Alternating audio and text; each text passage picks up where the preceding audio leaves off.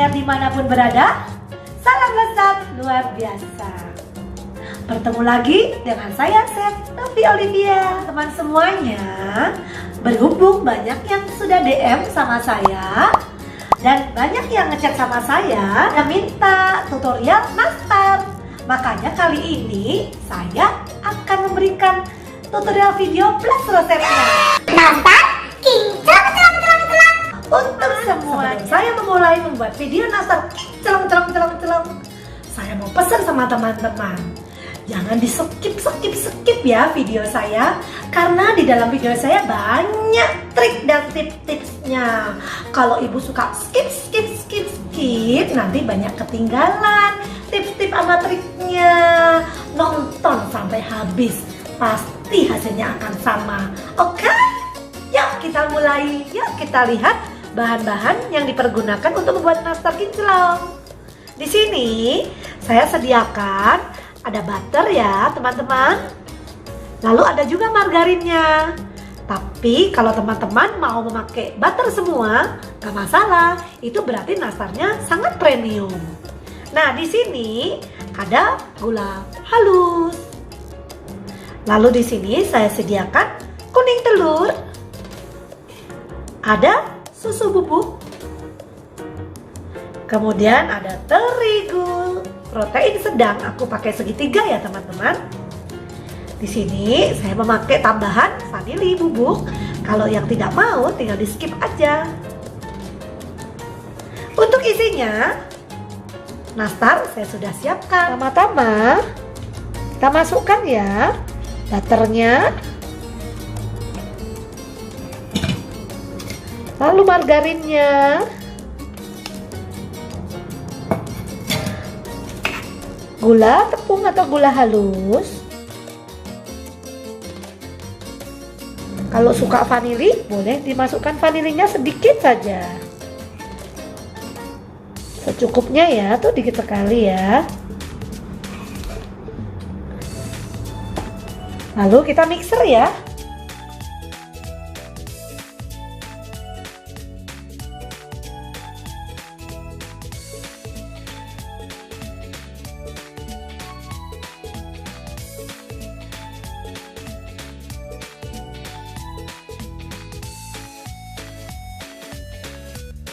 Saya ratakan dulu supaya gampang untuk mencampurnya ya.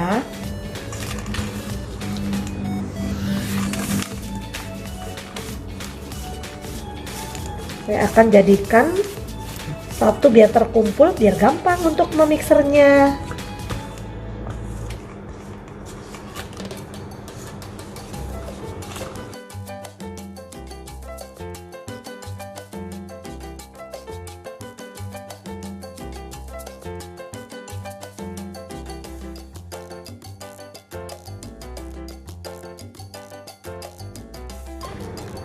Cuman sebentar ya teman-teman. Yang penting dia sudah tercampur rata dan sudah lembut seperti ini. Karena kalau terlalu lama mengocoknya, nanti bentuk nastarnya akan melebar. Jadi hanya sebentar aja ya. Yang penting margarin dan butternya sudah bisa lembek seperti ini, tidak bergumpal-gumpal.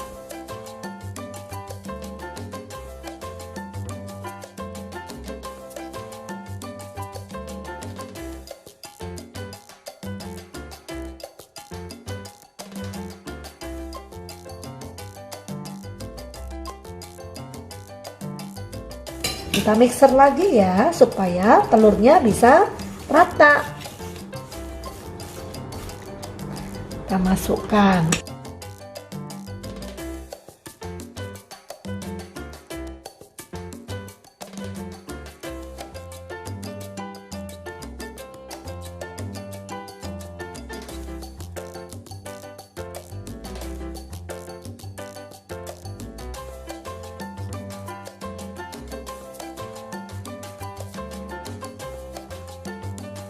Bentar sekali kan teman-teman.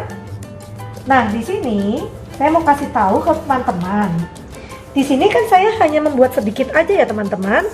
Apabila teman-teman semua membuat yang lebih banyak dari ini, Tentunya waktu pengocokannya juga lebih lama, karena biasanya lebih banyak bahannya, lebih tercampur ratanya lebih lama ya.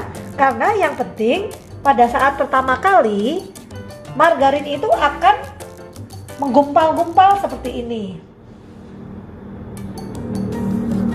Nah, nanti setelah margarin ini bisa lepas, bisa seperti ini, nah itu sudah kita berhenti pengocokannya. Gak mungkin kan kita akan membuat nastar dengan butter yang bergumpal seperti ini. Semakin banyak bahan yang dipakai, pasti semakin lembutnya margarin itu lebih lama. Nah, kalau teman-teman memakai butter semua, nah itu lebih cepat lagi dalam pencampurannya, dalam mengocoknya itu lebih sebentar lagi. Kadang-kadang hanya sebentar aja di mixer sudah lembut. Makanya teman-teman, untuk lama dan tidaknya pengocokan ini itu tergantung dari teman-teman. Bagaimana teman-teman melihat dari butter ini, apakah sudah lepas lembut seperti ini atau belum. Dan yang penting jangan terlalu lama ya. Kalau terlalu lama pastinya akan melebar bentuk nastarnya. Nah, setelah telur kuningnya ini kita sudah kocok selesai, yuk kita masukkan susu bubuknya. Di sini saya mau ayak ya.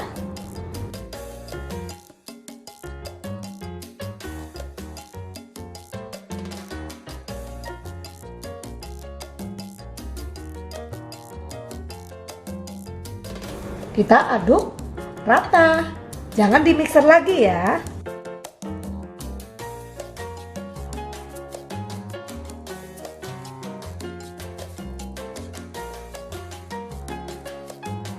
Bagi teman-teman yang ingin sekali nastarnya berasa keju, teman-teman bisa menambahkan keju parut, edam, atau parmesan masuk ke dalam adonan ini.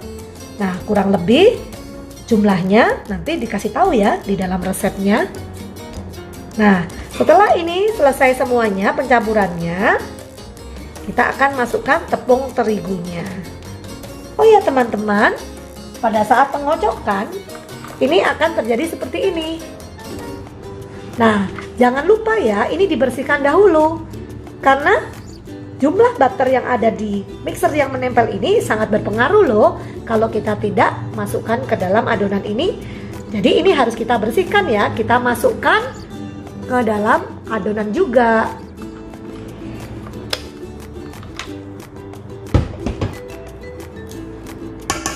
Nah, di sini teman-teman, sebelum membuat ini saya udah cuci tangan ya.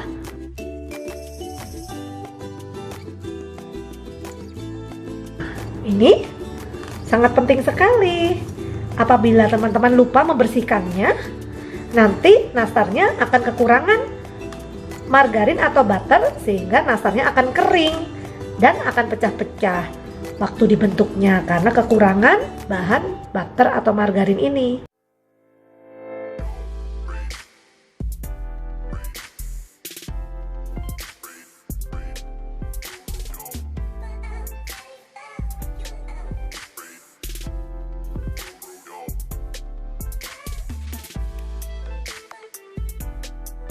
Setelah bersih, kita baru campur tepung terigunya.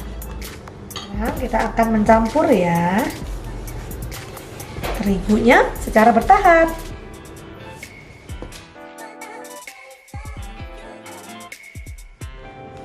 Nah, pada saat mencampur terigu ini jangan ditekan ya teman-teman, supaya tidak padat ya hasilnya.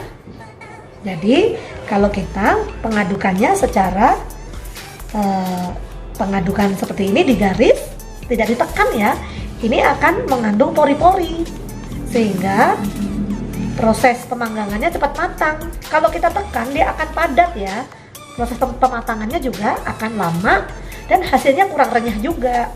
Nah, kita garis-garis seperti ini, kita masukkan lagi. Sebenarnya teman-teman, dalam pembuatan kue kering apapun juga, untuk tepung terigunya itu jangan dipatok ya teman-teman. Biasanya sedikit kurang lebih ya. Kenapa? Kenapa?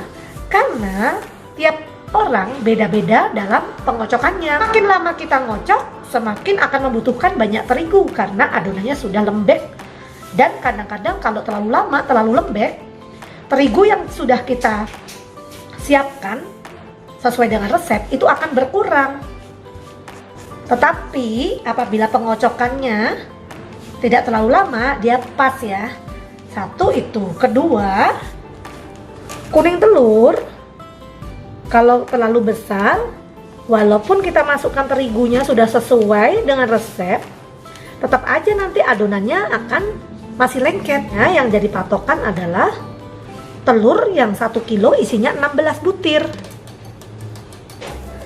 Kadang-kadang kalau kita membeli telur di pasar, teman-teman, ada yang besar, ada yang kecil ya. Teman-teman cari yang 1 kilonya isi 16. Jangan yang lebih kecil dari itu. Kalau telur kuningnya kecil, nanti tepung terigunya setelah dimasukkan semua bisa kerak. Ya, jadi bisa pecah karena kebanyakan tepung. Karena telur kuningnya terlalu kecil. Nah, biasanya kalau telur kuningnya pas, sedang, hasil adonan nastar ini akan pas, tidak pecah, tidak kelembekan ya, pas sekali teman-teman.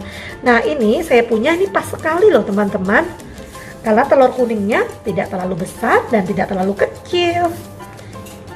Intinya, teman-teman jangan sesuai banget ya. Untuk tepung terigunya, kalau seandainya agak sedikit lengket, teman-teman boleh menambahkan tepung sedikit. Atau sebaliknya, apabila sepertinya telur kuningnya kecil sekali, waktu pengadukan tepung terigu jangan dimasukkan dulu teman. Sisakan dulu kurang lebih 1 sendok makan. Nanti kalau memang agak lengket, masukkan semuanya. Nah, di sini saya sudah masuk semuanya teman-teman. Tidak menambah tepung terigu, tidak menambah apapun juga. Tetapi sekarang kita bisa tes ya. Nah, hasilnya seperti ini.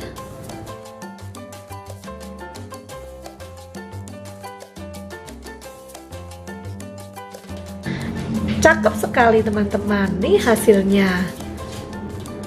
Nah, empuk, lembut ya, dan lembab. Dia tidak kering ya teman-teman, ada kelembapan. Nah, seperti ini. Sangat halus sekali.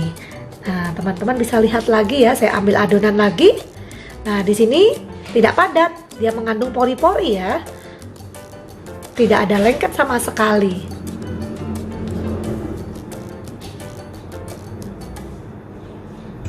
Itu dia. Bagus kan teman-teman, adonannya tidak pecah ya, dan tidak lengket. Nah, dan di sini tidak mengandung banyak minyak teman-teman. Jadi kalau teman-teman membuat nastar, di sininya banyak mengandung minyak. Banyak sekali minyaknya di sini. Tandanya teman-teman terlalu lama ngocok menteganya tadi, atau adonan tadi, butternya dan margarin dan gula tadi terlalu lama, sehingga di sini berminyak sekali. Teman-teman semua, ini sekarang kita mau bikin selai nanas ya. Kupas nanasnya, matanya dibuang. Nah, lalu setelah itu kita parut atau kita blender ya. Kalau kita blender jangan pakai chopper ya. Kalau pakai chopper nanti jadi air ya. Pakainya blender. Atinya saya buang ya. Nah, saya udah cuci juga itu nanasnya. Nah, lalu saya masak sampai airnya habis. Tadi kan airnya banyak nih. Setelah airnya banyak, nyusut sampai nggak ada airnya kayak gini nih. Sampai tidak ada airnya ya. Jadi air nanas jangan dibuang ya. Kalau air nanas dibuang, nastarnya nanti nggak awet. Jadi cepat bulukan ya. Jadi airnya tidak boleh dibuang. Kita masak sampai tidak ada airnya kayak gini. Nah, lihat tuh nggak ada airnya kan, tuh lihat. Tuh nggak ada airnya kan. Nah, setelah tidak ada airnya, kita masukkan gulanya. Nah, gulanya masuk deh, sesuai dengan resep ya. Nah, aduk rata gini ya. Nah, nanti dia akan lembek lagi ya. Akan lembek lagi. Aduk terus sampai nanti bisa dipulung ya. Nah, ini kita mau kasih bubuk kayu manis atau kayu manis batang. Bubuk kayu manis atau kayu manis batang boleh. Nah, boleh pilih ya. Nah, kalau di sini ini saya nih semuanya ini tadi nih segini saya masak 10 nanas ini. Lalu saya mau kasih 10 nanas ini saya mau kasih kurang lebih ya 1 sendok teh lah kayu manisnya. Karena ada orang yang doyan, ada yang nggak doyan ya, jadi nggak jangan terlalu banyak juga. Nah, ini 1 sendok teh atau 1,5 sendok teh boleh. Nah, ini ya kayu manis. Nah, 1 sendok teh atau 1,5 sendok teh atau selera aja. Yang suka wangi ya lebih banyak lagi ya. Nah, ini kita aduk sampai nanti bisa dipulung ya. Nah, biarkan dulu. Sudah. Saya menggunakan sendok seperti ini ya teman-teman. Kalau teman-teman mau yang kecil sekali pakai ukuran yang paling kecil. Kalau yang sedang kita pakai yang ini ya teman-teman. Ini ukuran 2,5 ml ya. Jadi saya caranya seperti ini teman-teman. Nah, saya ambil rata seperti ini, kemudian saya bulatkan seperti ini. Sekarang kita akan membentuk nastar-nastar ini ya. Nah, teman-teman, sebelumnya saya perkenalkan dulu ya. Kalau di sini saya memakai loyang aluminium ya. Nah, loyang ini bersih, tidak ada margarinnya atau polesannya ya. Ini sangat bersih sekali. Kemudian saya di sini saya mau memperkenalkan bahwa di sini saya menggunakan baking paper. Baking paper ini bukan kertas roti ya teman-teman, bukan kertas roti yang biasa kita pakai untuk bolu kukus itu ya, bukan ya teman-teman. Ini khusus baking paper untuk memanggang dan ini anti lengket. Nah, besarnya seperti ini. Nah, kalau teman-teman ingin memakai dengan loyang yang lebih kecil, teman-teman bisa potong loh sesuai dengan ukuran loyang yang teman-teman punya. Nah, di sini kalau kita coba kita raba, di sini ada licin-licin teman-teman, licin gitu ya. Nah, ini mengandung seperti kayak apa ya, bahan kayak lilin atau gimana ya, tapi di sini licin sekali sehingga apapun yang kita panggang di sini tidak lengket dan tidak menghasilkan warna yang gosong ya. Kan biasanya kalau kita ini kan kalau ngoles kuning telur gitu ya, kuning telurnya kan suka jatuh-jatuh ya di loyang ya. Kalau kita menggunakan baking paper ini, kuning telurnya tidak lengket sama sekali sehingga tidak menimbulkan warna gosong di bawah nastar. Nanti teman-teman lihat ya, hasilnya keren banget deh pada saat sudah dipoles ya. Yuk, saya ini kebesaran ini bisa dilipat 2 atau bisa juga digunting ya. Nah, seperti ini. Kalau kita lipat 2, suatu saat kita memakai loyang yang besar, kita bisa pakai lagi karena dia besar ya. Tapi kalau kita gunting, nanti waktu kita pakai loyang yang besar, kita mau sambung-sambung lagi. Lebih baik saya lipat 2 aja ya.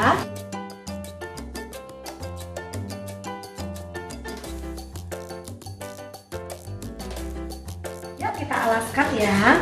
Teman-teman kalau kesusahan mendapat baking paper seperti ini, DM aja ke saya. Jadi saya kasih tahu ya. Nah, ini dia. Kita tinggal alaskan begini aja. Yuk kita mulai bikin nastarnya. Teman-teman, yuk kita siapkan seberapa besar adonannya. Kita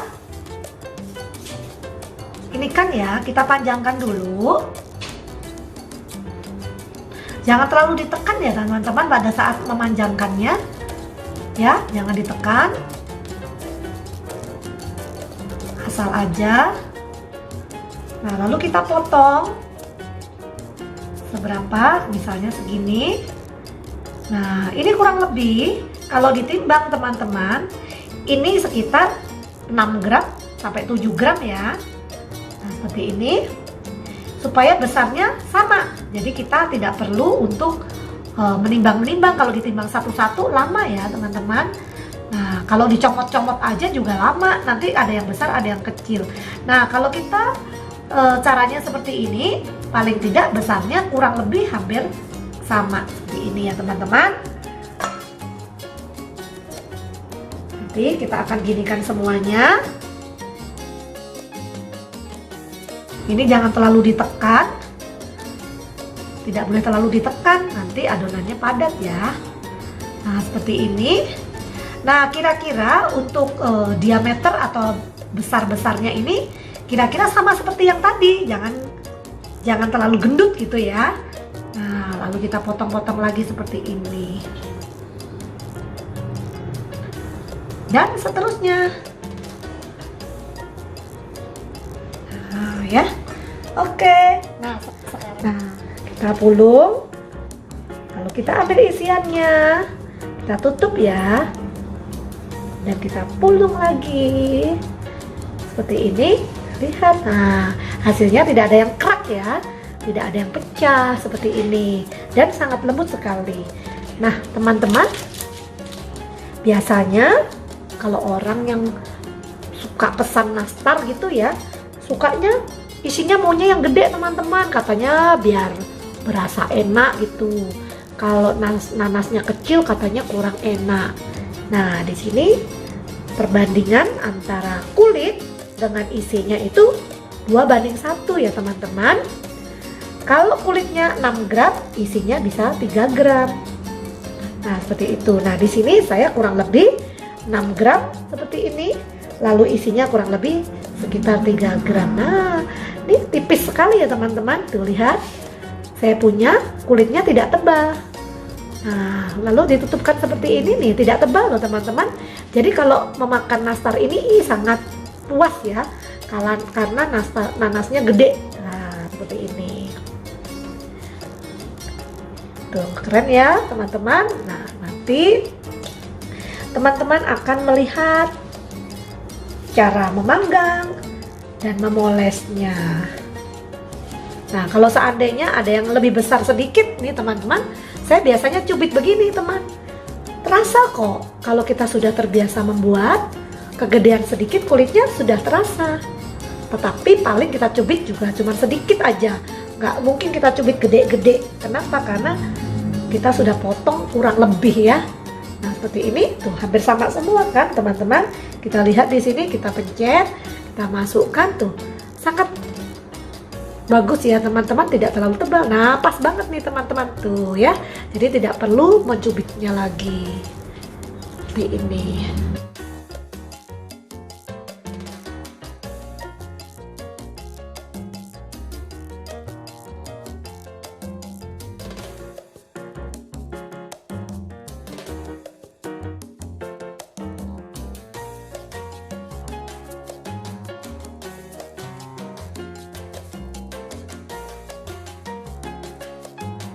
Nah, semuanya sudah selesai pembentukan nastarnya. Nah, lihat ya teman-teman, besarnya semuanya sama. Teman-teman, di sini saya akan panggang ya. Derajatnya di sini saya setelnya 150 derajat. Teman-teman bisa lihat ya. Nah, begini teman-teman. Kita tunggu sampai matang ya, nanti kita lihat. Kita lihat ya teman-teman semuanya. Nah, ini 25 menit. Teman-teman bisa lihat kan, kalau nastar ini tidak ada pecah ya.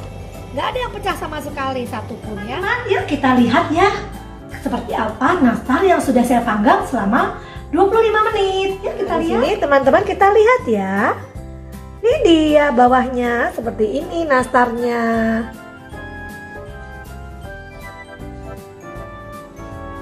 Nah, coba kita lihat yang lain ya, coba rata atau enggak ya.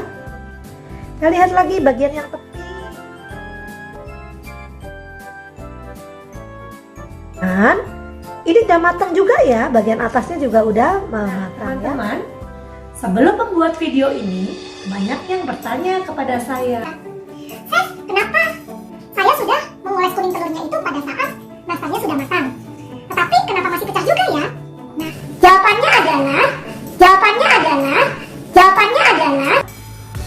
Berarti nastar ibu belum matang bagian atasnya. Saya hanya memakai kuning telur.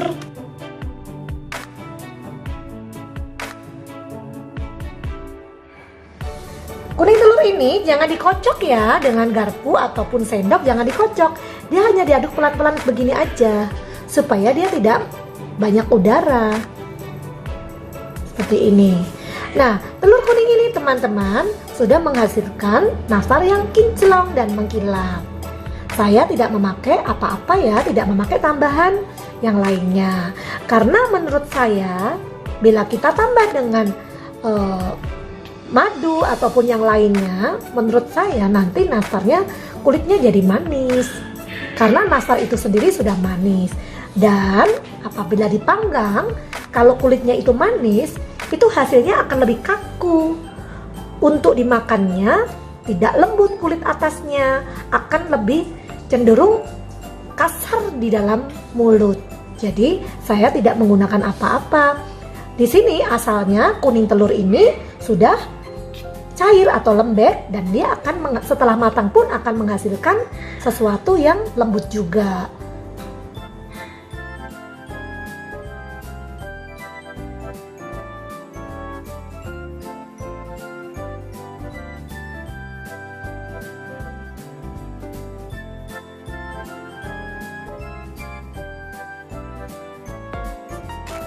Selesai semuanya teman-teman, sudah dipoles semuanya.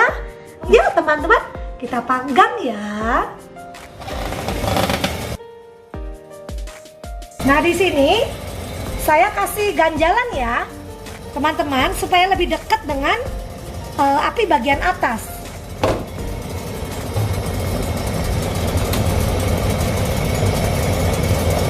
Saya tutup.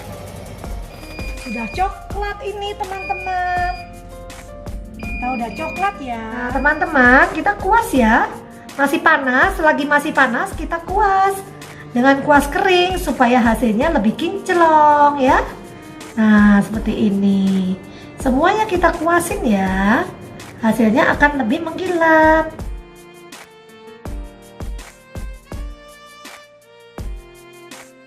Yuk teman-teman, kita sekarang tinggal rapikan nastarnya. Kita guntingin seperti ini ya teman-teman. Kita siapkan cup. Di sini ada cup, nggak mau pakai cup juga nggak apa-apa kok. Nah teman-teman, mengkilapkan nastarnya. Ini dia nastar mengkilap. Nah teman-teman bisa lihat di sini. Selain mengkilap, nastarnya sangat lembut ya, moist ya. Dan ini enak sekali, tidak kering ya, nastarnya melted.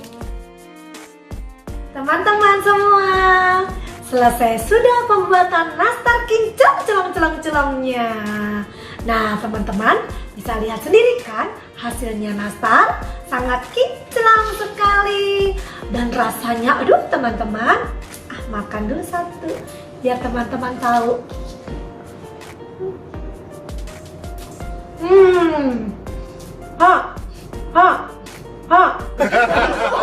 Melted di mulut. Enak banget. Teman-teman semua yang sudah menonton video saya. Dan tak lupa Olivia Baking Cooks mengucapkan selamat menunaikan ibadah puasa bagi teman-teman semuanya yang menunaikannya. Akhir kata, Chef Novi pamit undur diri. Sampai jumpa di video lainnya. Terima kasih.